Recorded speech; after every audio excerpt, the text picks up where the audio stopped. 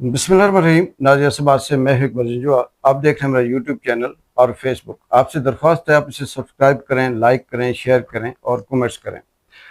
नाज़रीन, आज की जो बात है, आज का जो टॉपिक है वो भी सिर्फ एक मौजू पे रहेगा, क्योंकि मैं फोकस करना चाहता हूँ उस पे। जैसे हालिया बारिशों में पूरे कश्मीर भर और खैबर पख्तूनख्वा में तूफ़ान आए, बहुत से नुकसान हुए और ख़ास करके लोकल डिस्ट्रिक्ट बाग के अंदर भी तुगयानी से बहुत सी दुकानें, बहुत सी सड़कें, बहुत से रास्ते वो बह गए और उसमें बहुत से जो रिहायशी लोग थे वो भी मुतासर हुए। ये कह सकते हैं कि निज़ाम ज़िंदगी भी मफलूज रहा। इस दौरान बहुत सी जगहों पे बाग का जो मैन ब्रिज था उसमें से भी बहुत से लोग कवरेज कर रहे थे या फिर लाइव दिखा रहे थे, कुछ भी उसका नाम दे दें। उसमें बेशुमार लोग थे, आम भी थे, साफ़ी भी थे और बहुत से ऐसे अदर जो सोशल लेवल पे या सियासी लेवल पे एक्टिविस्ट हैं वो भी काम कर रहे थे। आज तीसरा दिन है। बाग के अंदर जो टॉप ट्रेंड बना हुआ है, जो इशू है वो ये है कि बाग के अंदर साफ़ी और पुलिस के दरमियान जो बात हुई और उसके आगे अवामी राय। एक पुलिस ने साफ़ी को थप्पड़ मारा, राजा फैसल उसका नाम था, जो वहाँ पर कवरेज कर रहा था या लाइव लोगों को दिखा रहा था। और उसके ऊपर फिर पुलिस ने, ये सब आप सुन चुके हैं, इसके ऊपर हज़ारों की तादाद में कमेंट्स आए, सब ने अपने अपने दिए। मैं सिर्फ अपने एक तजिया पेश करूंगा जो सारे लोगों ने कमेंट्स किए उस पे। एंड पे मैं कहूँगा कि राजा फैसल या पुलिस इसमें से क्या चीज़ सही है या क्या गलत है। यहाँ पर यह है कि सबसे पहले कि राजा फैसल का ये कहना है कि वो कवरेज कर रहा था और साथ वो पुलिस या इंतज़ामिया को ये कह रहा था कि जो लोग पुल के ऊपर हैं इन्हें हटाएं, ख़तरा है और ये बहुत बड़ी तादाद के अंदर हैं, ताकि यहाँ पर ये रश ना लगे, ख़तरा ना हो। फिर साथ ही वो ये कहता है कि मैं ये बात पुलिस वालों को, एसपी को, दीगर थे उन्हें बता रहा था और बल्कि वो कह रहा था उस बकौल फैसल के कि मैं खुद इंतज़ामिया को, पुलिस को वहाँ पर लेकर भी आया। लेकिन इसके साथ ही जैसे वहाँ के जो लोकल पुलिस वाला था उसने उसे कहा कि तुम पहले खुद हट जाओ, तो फैसल ने कहा कि मैं नहीं हटता, आप मुझे हटा कर दिखाएं। अब इसके बाद आगे वो बात नहीं है, लेकिन फैसल कह रहा है कि उसके बाद जब ये बात हुई तो उस पुलिस वाले ने पीछे से उसे माँ की गाली दी, जो हमारा एक तकिया कलाम कलाम भी है कि जो हम अक्सर कहते रहते हैं। तो वो गाली दी और उस पर बकौल फैसल के कि उसने ये कहा कि एसपी साहब ये देखें, ये काली भेड़ें, यहाँ तक तो हमें समझ आई। लेकिन फैसल, बकौल फैसल के कि उसने कहा जी कि मैंने कहा कि ये देखें काली भेड़ें हैं जो आपके इदारे को, मीन के पुलिस को बदनाम करती हैं, ऐसे करके गालियां देकर। लेकिन उसे जैसे ही काली भेड़ें कहा तो वहाँ से जो पुलिस वाला गुजर रहा था वो तगड़ा भी था, उसका बैकग्राउंड भी मजबूत था, उसका जो बाकी तरबियत थी वो भी थी। उसने आनन फानन उसे थप्पड़ मारा और वो थप्पड़ सारी दुनिया में, पाकिस्तान, कश्मीर के अंदर लोगों ने देखा। उसके ऊपर ओवरसीज पाकिस्तानियों ने भी बेशुमार कमेंट्स किए बकौल लोगों के कि इसने काली भेड़ कहा, लेकिन फैसल के कि मैंने ये ऐसे खुद से नहीं कहा, मैंने उस गाली की रिएक्शन में ये कहा कि ये वो भेड़े हैं या ये वो लोग हैं जो इदारे को बदनाम करते हैं। लेकिन इस पर बात-बात की बोलियां बोली जा रही हैं, बात-बात की बातें की जा रही हैं, अपनी-अपनी राय की जा रही है। उसमें बहुत से सोशल चैनल हैं, साफ़ी हैं, प्रेस क्लब के हैं, प्रेस फाउंडेशन के हैं, हमारी जो सीयूजे तंजीम है उसकी है। मैं खुद भी सीयूजे का मेंबर हूँ, प्रेस क्लब का मेंबर हूँ, प्रेस फाउंडेशन का मेंबर हूँ और एक अरसे से मैं बतौर साफ़ी काम भी कर रहा हूँ। मैं आगे आपको बताऊँगा कि साफ़ी के लिए मसला क्या होता है। और इस पर हर एक शख्स अपनी अपनी बोली बोल रहा है। मोस्टली जो लोग ये कहते हैं कि जिसने मोबाइल उठा लिया वो साफ़ी बन गया, जिसने मोबाइल पकड़ लिया उसने रिपोर्टिंग कर दी, जिसने ये कर दिया उसने वो कर दिया। ये मोबाइल का इशू सिर्फ बाग का, ये कश्मीर का नहीं है, ये पूरी दुनिया के अंदर होता है। और ये कह देना कि मोबाइल के साथ जो रिपोर्टिंग करता है, जो कवर करता है, वो साफ़ी नहीं है, ना हो साफ़ी।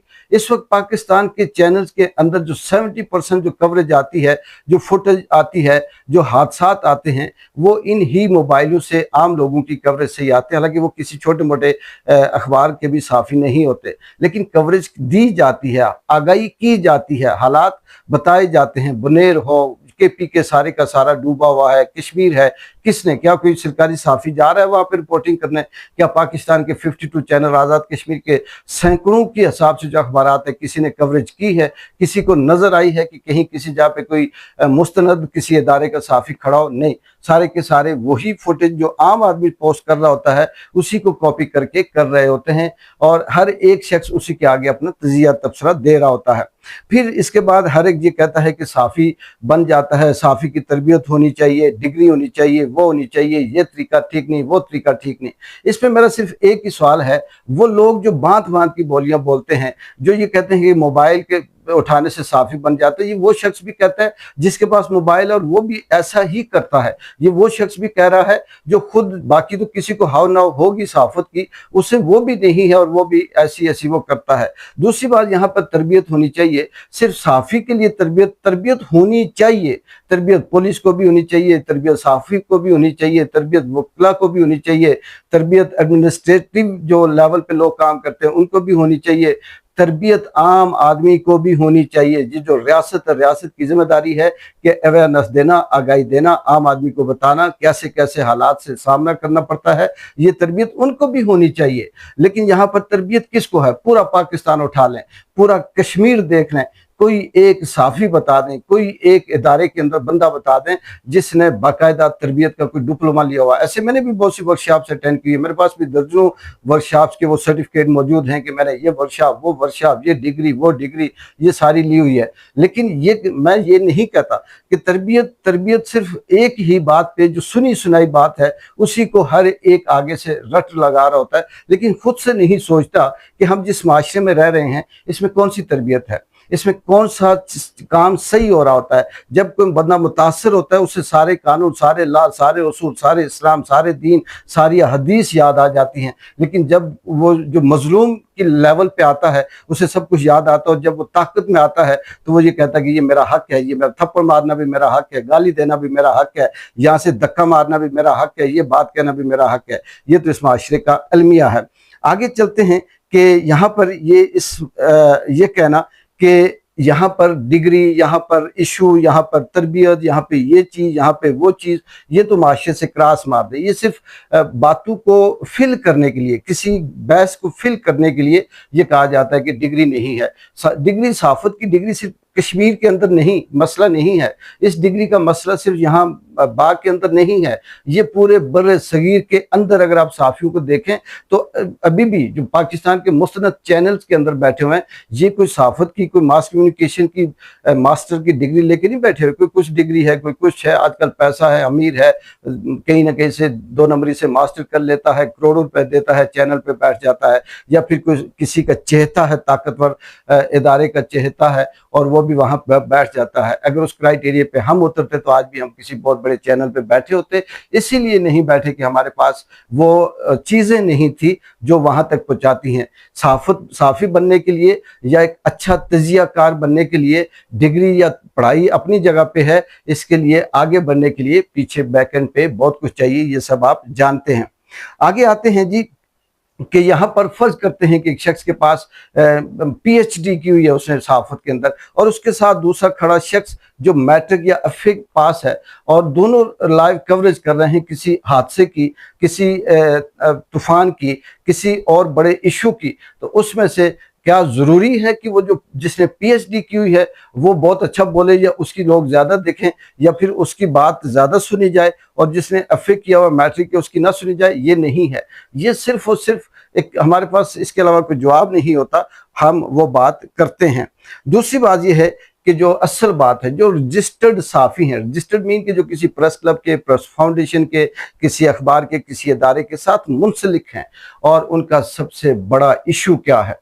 उनका सबसे बड़ा इशू ये है कि जब साफ़ी किसी इदारे के साथ, किसी प्रेस क्लब का मेंबर बनता है तो वो अगर रिपोर्ट करता है तो वो सिर्फ वही रिपोर्ट करेगा जो वहाँ की इंतज़ामिया चाहेगी, और बहुत से ऐसे हक़ाइक़ होते हैं जो वहाँ पर दिखाए नहीं जाते। जैसे फ़र्ज़ करते हैं कि एक साफ़ी है और वो एक साइड पे खड़ा होकर ये कहता है कि नाज़रीन ये देखें, पिछले 6 महीने पहले ये सेफ्टी वॉल बनाई गई थी सड़क को बचाने के लिए। इसका ठेका 1 करोड़ रुपए था और आज वो सेफ्टी वॉल एक थोड़े से पानी आने की वजह से वो बह गई और सड़क सारी खत्म हो गई और वो करोड़ों रुपए जो करप्शन की नजर हो गए, इस पे किसी ने कोई नोटिस नहीं लिया। लेकिन थोड़े दिनों के बाद फिर उस साफी को नोटिस आ जाएगा कि तूने ये हमारे खिलाफ कैसे बात की, उसे थ्रेट दी जाएंगी, उसे बहुत कुछ किया जाएगा। मैं शिकार हूं इन चीजों का, मुझे पता है। और इसके अलावा एक आम आदमी कहता है कि वो सारी हकाइक दिखाता है, सब कुछ बताता है, उसकी बचत क्या होती है? छोड़े जी, ये साफी नहीं था, ऐसे इसने बात कर दी।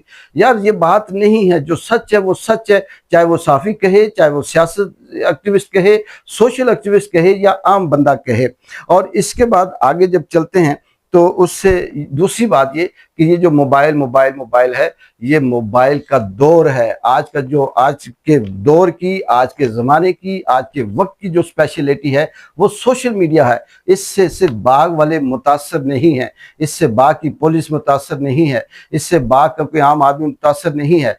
इस सोशल मीडिया से पाकिस्तान के अंदर वो ताकतवर एक्सट्रीम लेवल का जो ताकतवर लोग हैं वो मुतासर है, क्योंकि ये अब सच बताती है। इसके लिए किसी डंडे की, किसी उसकी जरूरत नहीं। इधर से रोकोगे तो इधर से निकल जाएगी, उधर से रोकोगे तो उधर से निकल जाएगी। और इसलिए इसे मोबाइल कहा जाता है। मोबाइल तरक्की है। मोबाइल ने वक्त को आसान कर दिया कि एक साफी बड़ा सा कैमरा उठाए, वो वहां पे जाए और वहां पे कवरेज करे, वापस आए, अपने कंप्यूटर पे, लैपटॉप पे उस वीडियो को डाउनलोड करे, एडिट करे और फिर उसके बाद कई घंटे, कई दिन गुजर जाए, फिर उसमें से वो मखसूस किस्म के लफ्ज बोलकर उसे रिपोर्ट करे। क्या डायरेक्ट बताना ये जा रहा है, ये खतरा हो गया, ये घर गिर गया, ये पुल गिर गया, ये तूफान आ गया, ये लाइव दिखाना क्या मोबाइल का कसूर है? ये सारी की मैं ये कहता हूँ कि ये एक वो बस ऐसे ही एक बात के बाद वो जिसे कहते हैं कि एक बात चल गई तो सबने आंखें बंद करके उसी को कहा। मोबाइल आज के वक्त की ज़रूरत है, लाइव रिपोर्टिंग आज के वक्त की ज़रूरत है, वक्त से आगाही आज के वक्त की ज़रूरत है, चाहे वो साफ़ी करे या आम आदमी करे।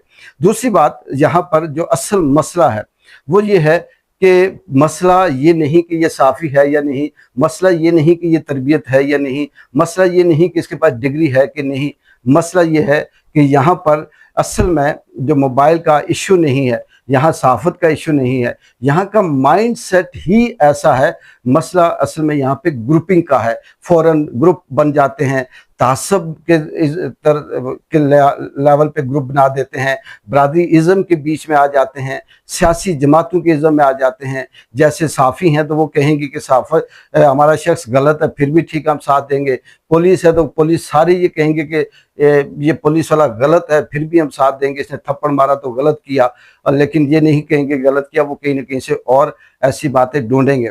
फिर यहाँ पर मसला असल में ये है कि यहाँ पर बुनियादी अवेयरनेस का इशू है, यहाँ पर आगाही प्रॉब्लम है, यहाँ पर कभी भी किसी भी उस लेवल पे नहीं बताई जाती असल बात। यहाँ पर जो तरबियती वर्कशॉप्स करवाई जाती हैं, मैंने बहुत अटेंड की। मैं चैलेंज से कहता हूँ कि वो जो तरबियती वर्कशॉप पे जो वो लोग आते हैं जो तरबियत देते हैं, मैं खुद से कहीं गुना ज़्यादा बेहतर बात, बेहतर दलील के साथ, बेहतर अंदाज में बता सकता हूँ, लेकिन वो होते हैं और उन्हें खुद नहीं पता होता। जब उन्हें सवाल करो तो वो सवाल का जवाब नहीं दे सकते। मसला यहाँ पर आगाही का है। और दूसरी ये है कि मसला अपनी अपनी जिम्मेदारी समझने का है। साफ़ी को समझना चाहिए कि उसकी क्या जिम्मेदारी है, पुलिस को पता होना चाहिए कि उसकी क्या जिम्मेदारी है। और ये जो बोलना है, ये जो लफ्ज़ हैं, इसका बहुत बड़ी तरबियत आगाही की ज़रूरत है कि कहाँ पे बोलना है, कहाँ पे बर्दाश्त करना है, कहाँ पे हमने क्या लफ्ज़ इस्तेमाल करना है। ये तो हकीकत है कि साफ़ी जो असल साफ़ित होती है,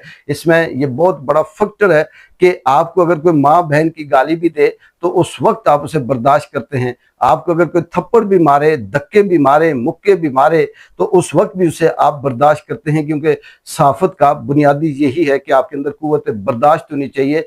आप किसी के आगे उस तरह से झगड़े के आगे मूड में ना हो।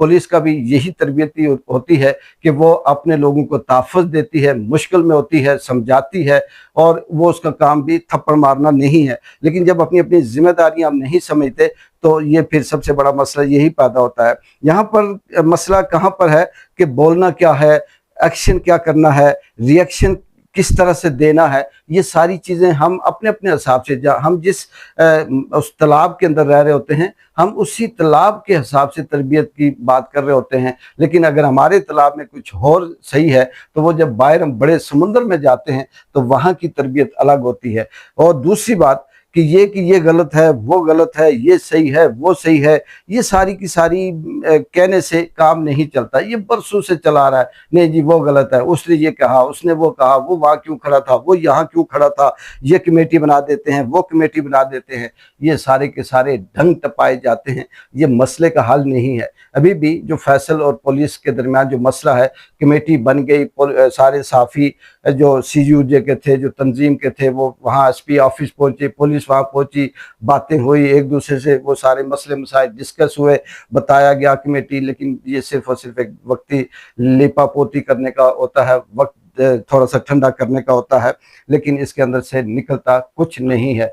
असल में प्रॉब्लम यहाँ पे है कि समझना चाहिए, ये बात भी बहुत से लोग जो कहते हैं कि साफ़ी खुद भी वहाँ पुल के ऊपर खड़ा था और वो कैसे कह सकता था कि मुझे ना हटाओ दूसरे को, वो बात भी ठीक है, लेकिन मैं उस कंटेस्ट में नहीं जाता। लेकिन साफ़ी जो है वो परमिशन के साथ वो जंगू के ऊपर भी रिपोर्ट करता है, वो बॉर्डर के ऊपर भी रिपोर्ट करता है, वो पाकिस्तान में जैसे आजकल एहतजाज जुल्म ज्यादती होती है, वो बीच में पुलिस के भी रिपोर्ट कर रहा होता है। लेकिन अगर वहाँ पर बड़े लेवल पे है, यहाँ अगर हमें उस तरह से परमिशन या वो तरीका नहीं है, लेकिन अपनी जगह पर रिपोर्ट कर सकते हैं। दूसरी बात ये है कि ये कहना कि जी साफ़ी को थप्पड़ क्यों लगा, थप्पड़ किसी को भी नहीं लगना चाहिए। और दूसरी ये है कि काली बेड़, अब इसमें मैंने आपको बताया कि राजा फैसल के जैसे बयान था कि इसके बैकएंड पे ये था कि मेरी माँ, जैसे हम अक्सर अपनी, मैं आप सब जानते हैं, कोई भी ऐसा है बड़ा आया माँ ये वो इस तरह से, तो उस लिहाज से उसने ये बात कही।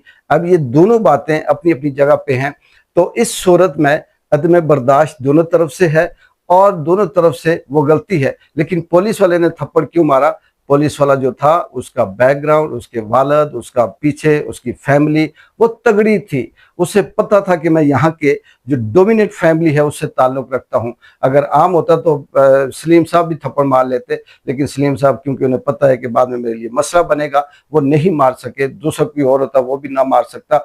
तो ये चीज़ें यहाँ चल रही होती हैं कि हर एक बंदे को पता होता है कि मैं कितना मजबूत हूँ, मेरी बैक कितनी तगड़ी है, उसी हिसाब से वो रिएक्ट करता है। तो ये सारे का सारा सिलसिला है। अब आखिर में यही है कि ये कमेटियाँ, ये तंजीम, एंड पे यही होगा। चले जी, दोनों बैठ गए, खबरें आ जाएंगी, राजा फैसल और पुलिस वाले के दरमियान सुलह हो गई, राजीनामा हो गया। अब आपस में चले जी, ठीक है जी, ये दोनों अपनी अपनी जिम्मेदारियां निभा रहे हैं, इसका एंड यही होना है। बाकी जितनी मर्जी आप बात कर लें। एक बार जिन जो को इजाज़त दें, अल्लाह हाफिज़।